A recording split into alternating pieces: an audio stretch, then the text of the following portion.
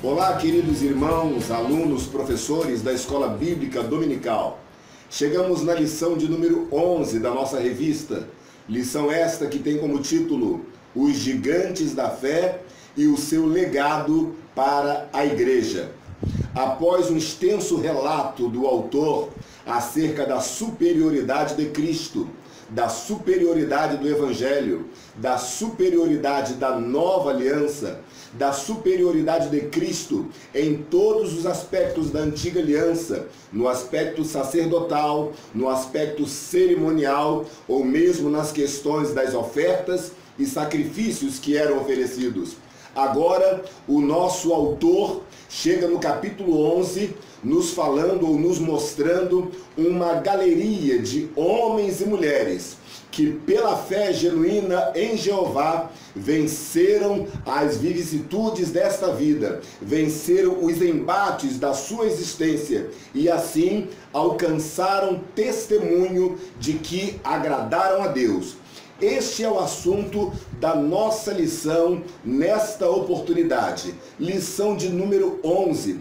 E para este assunto, nós poderíamos fazer algumas perguntas introdutórias. O que é fé? Quais são os tipos de fé que existem? E quais são os paradoxos da fé?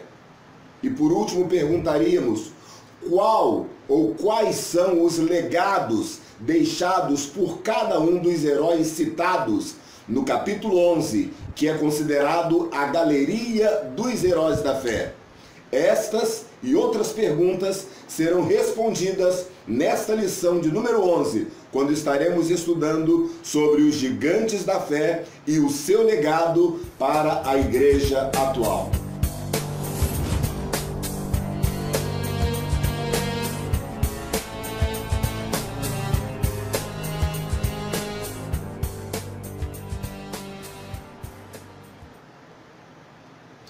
Então, queridos, chegamos no capítulo 11 da Epístola aos Hebreus.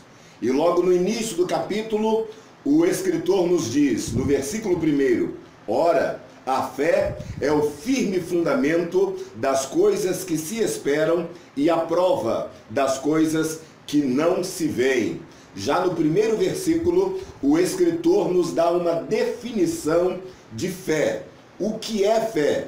Fé é o firme fundamento. Fé é a prova do cumprimento verídico das promessas de Deus. Ter fé é ter uma vida fundamentada na esperança.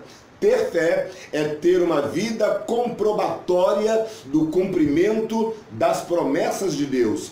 Isto é ter fé. Isto é fé no seu sentido mais espiritual da palavra. Fé não é apenas acreditar. Fé não é apenas crer. Fé não é apenas esperar. Fé é ter a certeza de que vai acontecer. Fé é ter a certeza e a convicção na soberania e na onipotência de Deus. Fé é ter a certeza de que Deus é onipotente. Ele pode fazer todas as coisas. Mas quando estudamos as Sagradas Escrituras, nós observamos que há pelo menos 4 tipos de fé que é importante que cada um de nós, alunos e professores, conheçamos e saibamos que estes 4 tipos existem. O primeiro tipo é aquela fé natural. Todos os homens possuem uma fé chamada de fé natural. O que é fé natural? Fé natural é aquela fé através da qual nós acreditamos naturalmente nas coisas, mesmo aquelas que nós não vemos, mesmo naquelas que nós não presenciamos. Por exemplo, quando trabalhamos durante um mês, nós acreditamos que no final deste mês nós iremos receber o nosso salário. Quando vamos no mercado e compramos qualquer enlatado, nós acreditamos que dentro daquele enlatado está o produto que o rótulo anuncia. Isto é fé natural. E Tiago nos fala isso no capítulo 2, versículo 9 da sua epístola, dizendo: tu crês em Deus? Tu crês que há um só Deus? Fazes bem. Os demônios também o creem e estremecem. Tiago está dizendo que a fé natural, ela pode ser praticada ou aplicada ou vivenciada por qualquer pessoa, inclusive os próprios demônios, que são criaturas rebeldes de Deus, eles também possuem fé. É o que diz aqui o apóstolo Tiago. Se você crê que Deus existe, se você crê que existe um só Deus, os demônios também creem e estremecem diante disso. No contexto da palavra, Tiago está nos falando acerca das obras e da fé. E ele está nos dizendo que a fé sem as obras é morta, porque apenas acreditar é um dom natural que Deus deu a todas as pessoas. Então é necessário que, além da fé, eu tenha obras que possam comprovar, que possam materializar, que possam justificar a minha fé genuína em Deus. Isto é a fé natural, a fé do simplesmente acreditar sem precisar agir ou agir automaticamente. Mas existe também a fé salvífica. O que é a fé salvífica? É aquela fé que é despertada no coração do pecador através do próprio Espírito Santo, que por sua vez, através do desenvolvimento, ou melhor, da pregação, da explanação, da exposição da palavra, o Espírito Santo vai desenvolvendo no coração do pecador esta fé a ponto dele, o pecador, se voltar para a salvação, aceitando a Jesus como seu Senhor e como seu Salvador. O apóstolo Paulo, no livro de Romanos, no capítulo 10, versículo 7, ele nos relata um versículo muito conhecido que diz: de sorte que a fé é pelo ouvir, e o ouvir pela palavra de Deus. Paulo está nos dizendo que quando ouvimos a palavra, quando abrimos o coração para ouvir e receber a palavra, a própria palavra se encarrega de desenvolver nos nossos corações a fé salvífica, a fé que vai nos conduzir ao arrependimento, à conversão e à salvação em Cristo Jesus. Mas além da fé natural, além da fé salvífica, ainda existe a fé como dom espiritual. E o apóstolo Paulo também, em 1 Coríntios capítulo 12, versículo 9, ele falando acerca dos dons espirituais, ele vai dizer que a um Deus deu pelo Espírito o dom da fé, e a outro pelo mesmo Espírito os dons de curar. E assim ele vai relatando os 9 dons espirituais, mas nós estamos nos prendendo ao dom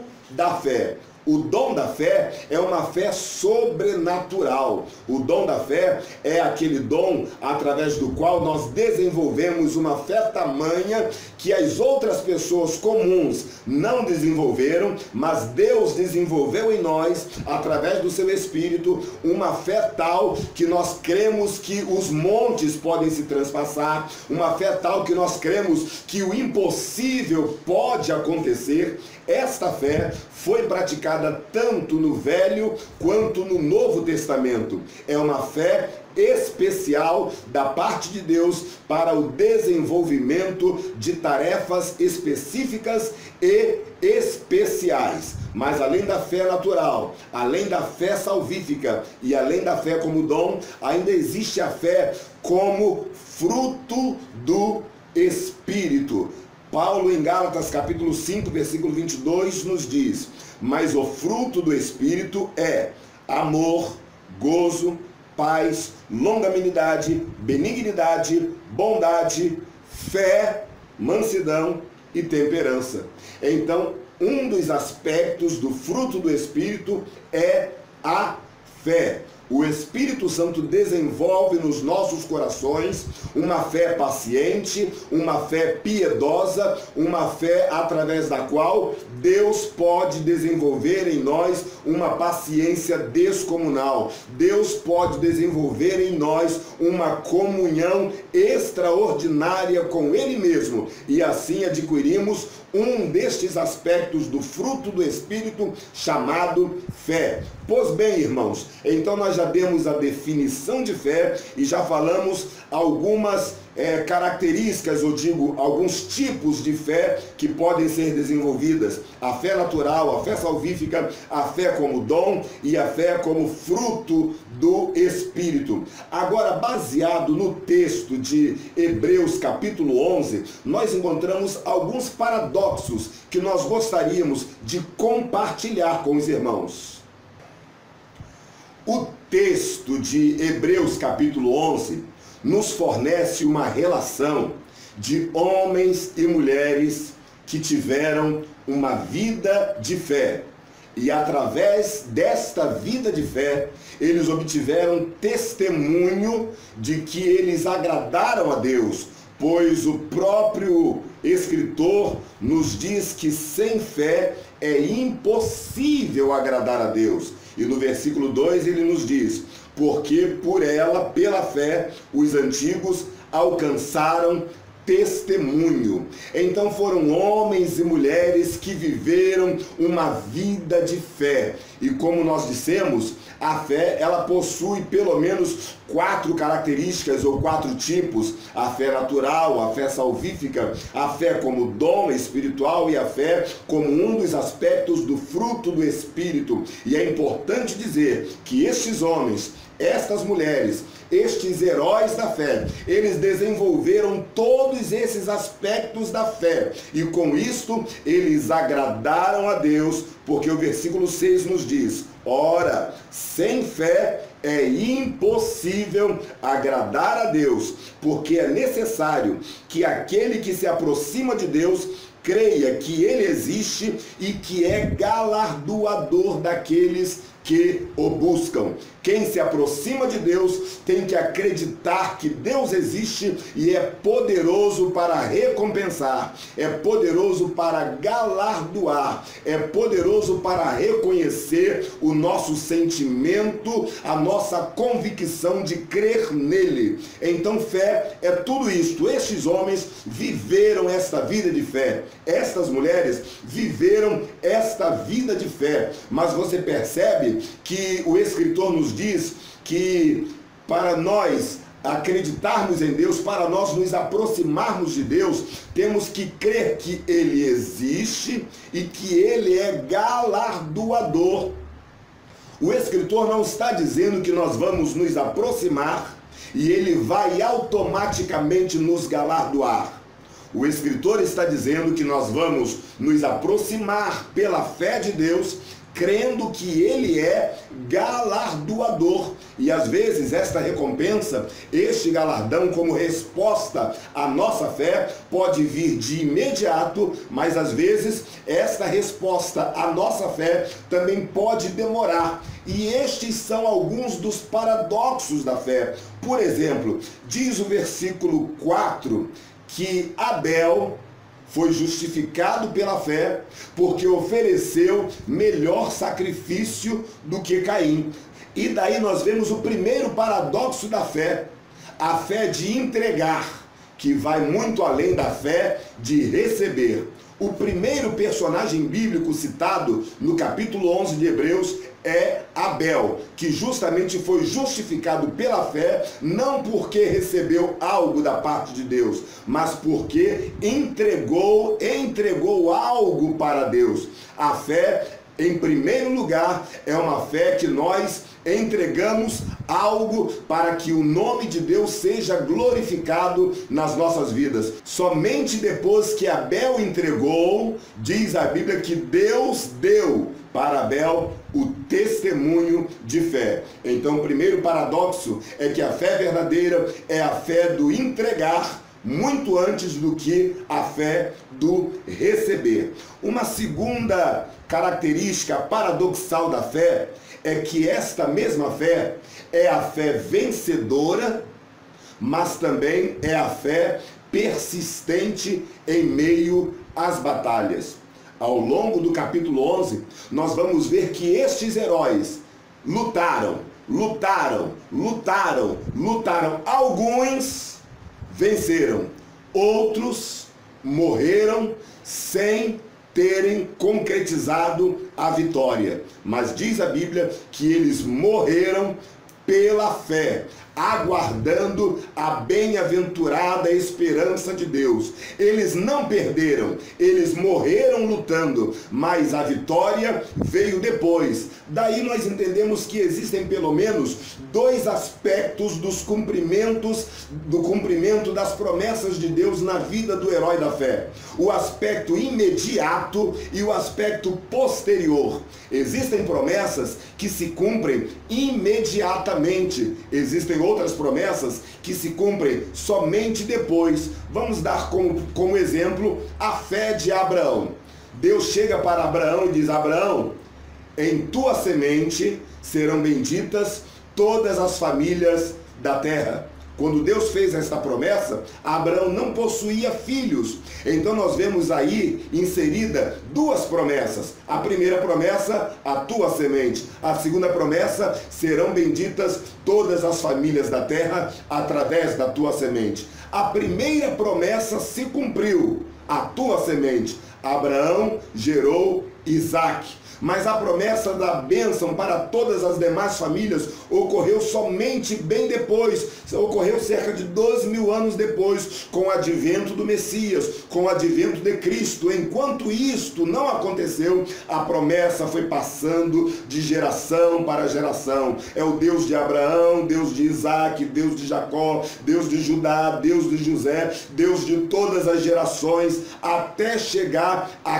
Cristo Jesus, o cumpridor das promessas de Deus. Então você observa que algumas promessas se cumprem instantaneamente, outras promessas se cumprem apenas bem depois e às vezes em outras gerações. Mas o verdadeiro herói da fé é aquele que vive pela fé, batalha pela fé, mas se ele morrer, ele morre também na fé e pela fé, sabendo que Deus é galardoador daqueles que o buscam, sabendo que mais cedo ou mais tarde Deus vai cumprir a sua promessa, sabendo que mesmo depois de sua morte, Deus vai cumprir a promessa dele.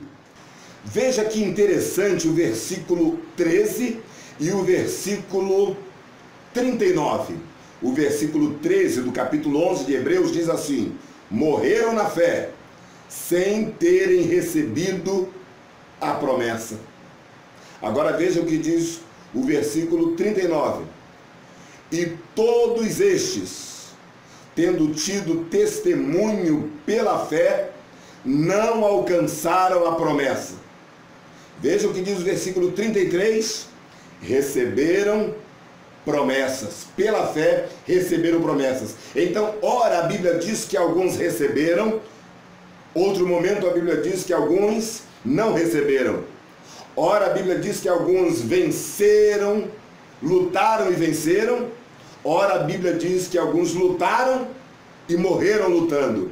Mas, posteriormente, suas futuras gerações venceram, obtiveram a vitória, se cumprindo a promessa de Deus. Então nós entendemos que existem promessas que vão se cumprir imediatamente e existem outras que poderão até não se cumprir em nossa existência, mas nas futuras gerações Deus fará cumprir a sua palavra, porque Ele é galardoador daqueles que o buscam.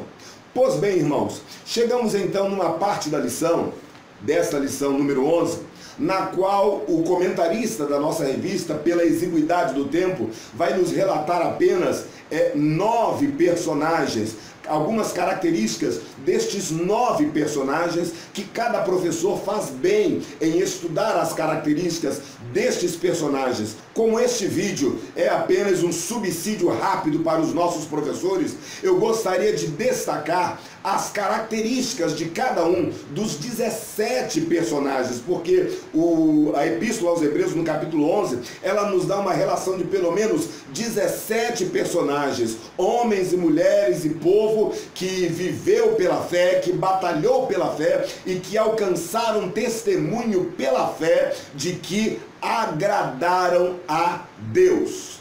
Vamos então relatar rapidamente, num esboço resumido, acerca destes 17 personagens e suas principais características que deram a eles o testemunho da fé que agradaram a Deus. Versículo 4, Abel, pela fé, o sacrifício que agrada a Deus. Versículo 5, Enoque, pela fé, o homem andou com Deus, escolheu o melhor caminho e Deus o transladara para si. Versículo 7, Noé, o pregoeiro da justiça, um homem de paciência, um homem de moral ilibada, e diz a Bíblia em 2 Pedro capítulo 2, versículo 5, que ele foi pregoeiro da justiça.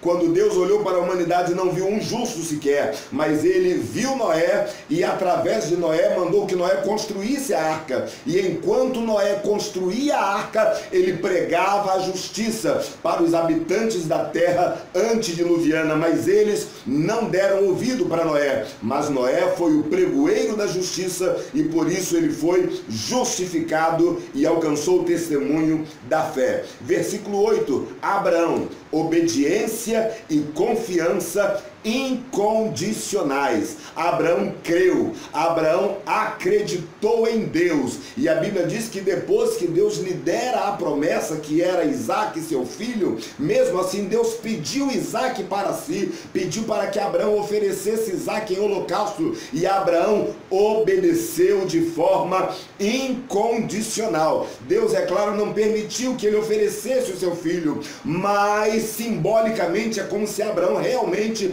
tivesse oferecido e assim comprovara que ele era um homem que cria em Deus. E a Bíblia diz que isto lhe foi imputado como justiça. Abraão foi justificado pela fé. Inclusive, Abraão se tornou conhecido como o nosso pai da fé.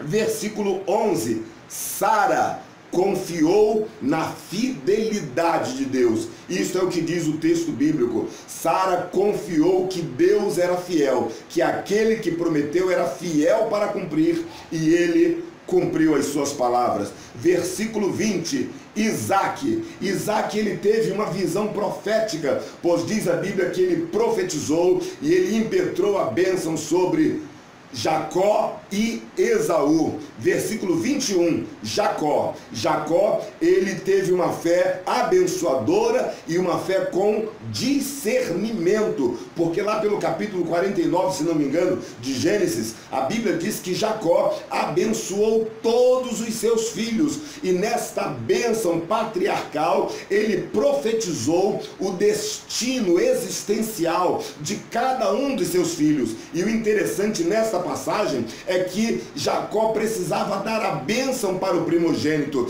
e Jacó teve o discernimento de que o seu primogênito, ou melhor, quem ganharia a bênção da primogenitura, não foi o primeiro, nem o segundo e nem o terceiro filho, mas foi o quarto filho. Apesar de Jacó já estar avançado em idade, com a sua visão talvez um pouco danificada, mas Jacó teve o discernimento para entender que o filho que deveria receber a bênção da primogenitura seria Judá. Então Jacó foi um grande herói espiritual, foi um grande herói da nossa galeria dos heróis da fé, que também foi justificado pela fé. Versículo 22. José foi um grande herói da fé porque teve um coração perdoador. Nós entendemos que José, ele entendeu o plano, o propósito de Deus em tudo que lhe acontecera, juntamente com seus irmãos que lhe venderam, que lhe traíram, que desejaram-lhe o mal, mas Deus reverteu todo este mal em bem. Deus reverteu toda maldição em bênção. Deus reverteu toda a trajetória, às vezes turbulenta, de José, numa trajetória com um final de glória, com um final de felicidade, com um final de restauração e salvação para toda a sua família. E quando José foi exaltado como governador do Egito, a Bíblia nos diz que ele não se vingou dos irmãos, mas ele entendeu que tudo que lhe acontecera para preservação da vida, preservação de toda a sua família, a ponto de José trazer toda a sua família para o Egito. Anos se passam e José iria morrer, mas antes de morrer, ele pediu para que os seus ossos fossem levados quando o povo saísse do Egito, porque ele bem sabia que a habitação perpétua do povo de Israel não seria no Egito, mas que Deus, em seu tempo, na plenitude dos tempos, iria tirar o povo do Egito e levar para a terra prometida, para a terra que emanava leite e mel. E José queria que os seus ossos, que os seus restos mortais fossem levados juntos. José foi um homem de fé. Versículo 23, Moisés foi um homem que foi criado pelo Império Egípcio, mas ao atingir a maioridade, ao perceber que ele não pertencia àquela nação egípcia, ao perceber que ele pertencia à nação judaica, a Bíblia diz que ele não teve por usurpação continuar ali entre os egípcios, mas ele saiu do meio dos egípcios e assumiu a sua cidadania israelita, e agora, da parte de Deus, virou um grande líder, um grande legislador, um grande articulista a favor de Israel. E a Bíblia nos diz no versículo 27 que ele ficou firme, como vendo o invisível. Ele não estava disposto a se tornar um novo faraó, mas ele estava disposto a cumprir o propósito de Deus, que era libertar o seu povo das garras e dos domínios da nação egípcia. Moisés foi um homem que teve uma visão além de uma visão humana, uma visão de fé.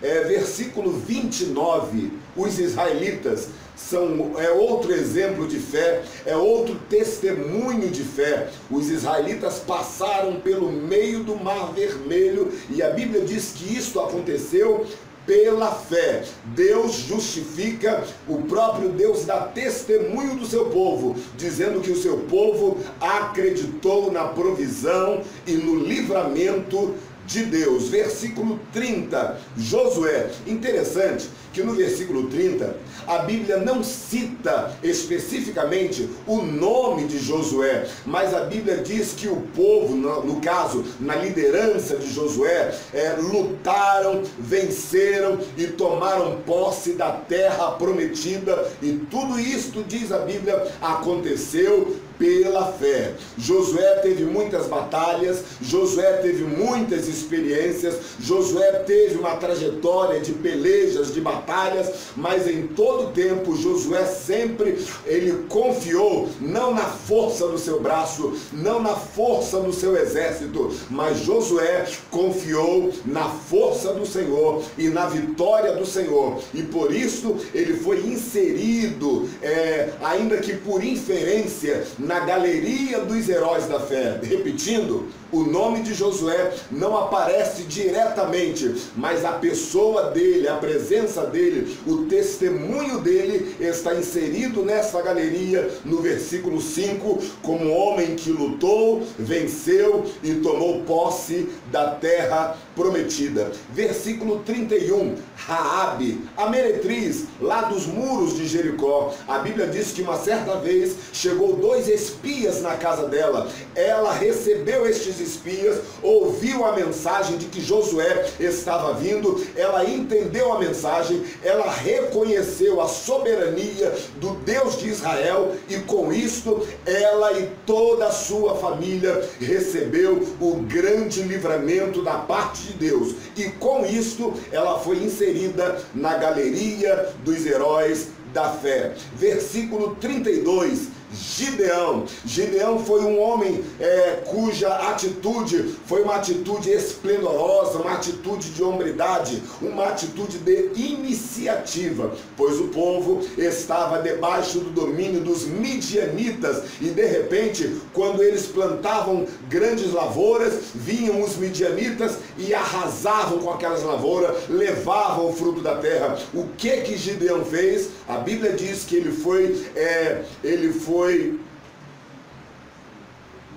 a Bíblia diz que ele foi malhar o trigo no lagar, onde os midianitas não poderiam detectar. Gideão teve iniciativa e ele sabia que havia uma promessa da parte de Deus para o povo, mas ele também sabia que o povo estava entregue ao pecado. Ele sabia que mais cedo ou mais tarde Deus iria agir, Deus iria entrar com providência. Enquanto isso não acontecia,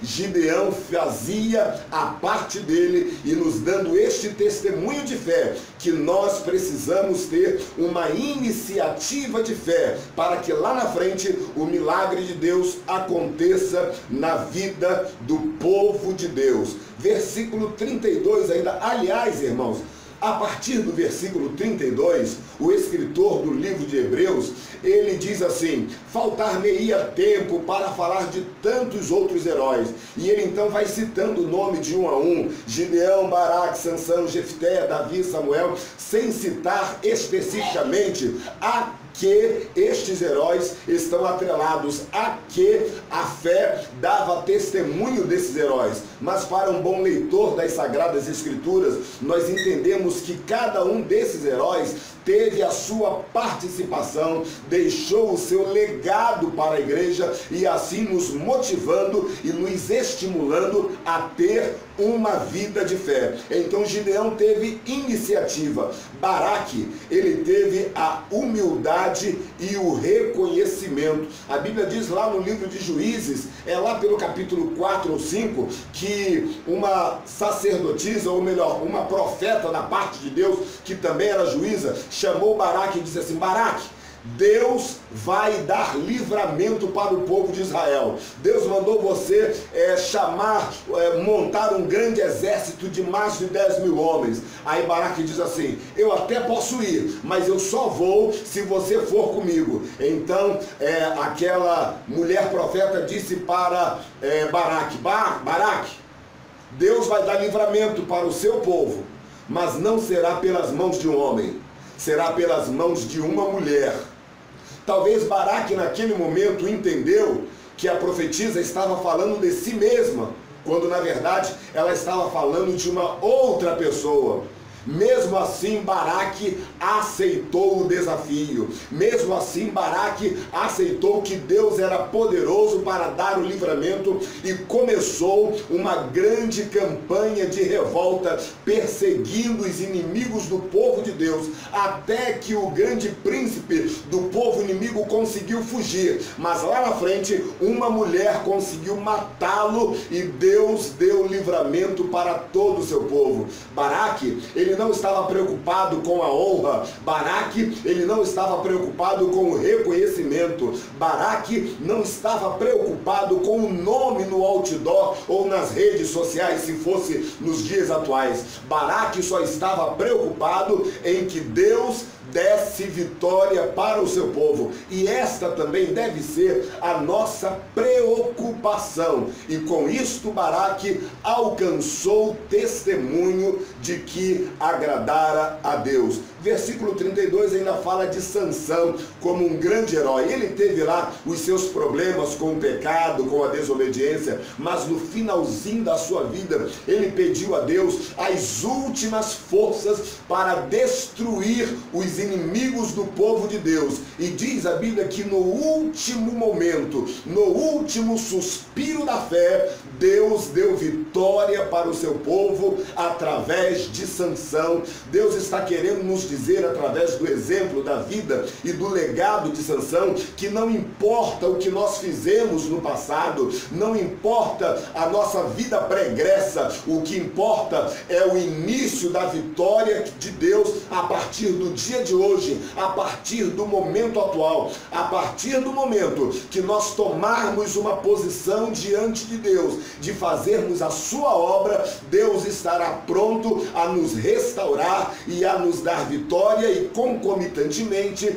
dar vitória para o seu povo. Coloque-se na posição e você também terá o testemunho da fé. No versículo 32 ainda, a Bíblia conta a história de Jefité, ou melhor, o autor nos fala de Jefité como um dos heróis da fé, como um dos homens que alcançou o testemunho da fé. E Jefité, ele fez uma proposta atrevida. Jefité foi aquele que foi expulso da casa dos seus pais e depois os seus irmãos pediram para que ele voltasse. Ele foi expulso, humilhado, ele saiu humilhado, mas ele voltou exaltado, mas ele voltou com a bênção de Deus, mas ele voltou com a vitória de Deus. Ele fez um voto a Deus, foi um voto atrevido. Mesmo assim, Deus deu vitória para o seu povo. Até hoje os teólogos perguntam e questionam se Jefité cumpriu ou não cumpriu o voto, se Deus aceitou ou não aceitou o voto. O importante, o enfoque neste momento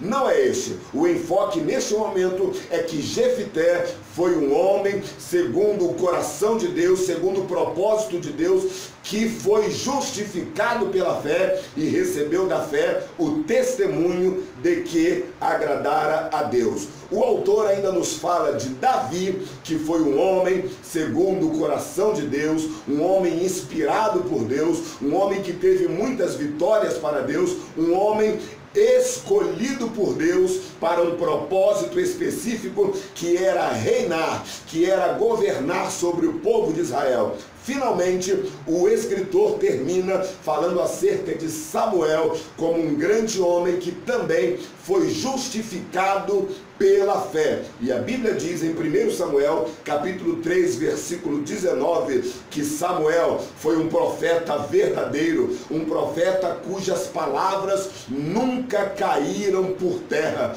Este foi o grande testemunho de Samuel. O grande testemunho de Samuel não foi que ele operou vários milagres. O grande testemunho de Samuel não foi que ele obteve grandes vitórias para o seu povo, não. O grande testemunho de Samuel é que ele era um homem comprometido com a palavra, comprometido com a verdade, comprometido com a veracidade daquilo que dizia, comprometido com o povo de Deus. Samuel orava, intercedia em prol do povo, e tudo que ele falava com respaldo divino, ele falava com o respaldo do próprio Deus, e assim ele obteve o testemunho de que agradara a Deus. E enfim, chegamos ao fim da nossa lição. Eu disse que foram 17, mas na verdade foram 18 personagens importantes, incluindo com o povo, que passa a ser considerado como um dos personagens desta grande galeria dos heróis da fé.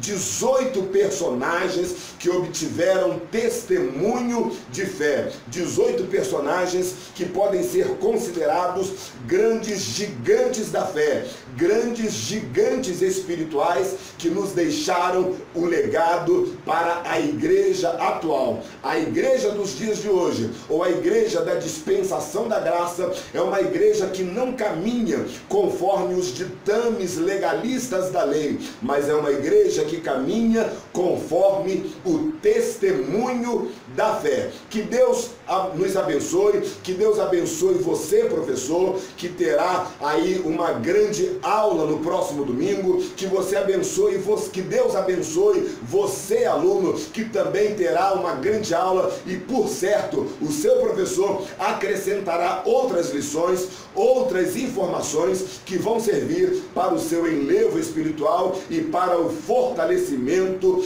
da nossa fé. Detalhe é que o escritor nos diz no versículo 32, o escritor nos diz no versículo 31, melhor dizendo, que muitos outros profetas, não, versículo 32 mesmo, muitos outros profetas e homens de Deus deram testemunho de fé. Isto quer dizer que o capítulo 11 de Hebreus, ele não termina por aí. Se ele continuasse a ser escrito, ele falaria não apenas de Abel, Enoque, Noé, Abraão, Sara, Isaac, Jacó, José, Moisés, os israelitas, Josué, Raabe, Gideão, Baraque, Sansão, Jefté, Davi ou Samuel, mas ele continuaria falando de João, de Maria, de Samuel, de Manuel, do Marcos, do João e de tantos outros profetas e de tantos outros heróis da fé que vivem nesta dispensação da graça. Por certo, Hebreus falaria de mim e de você, que continuamos nos espelhando neste legado de fé e agora estamos vivendo um novo tempo, o tempo da dispensação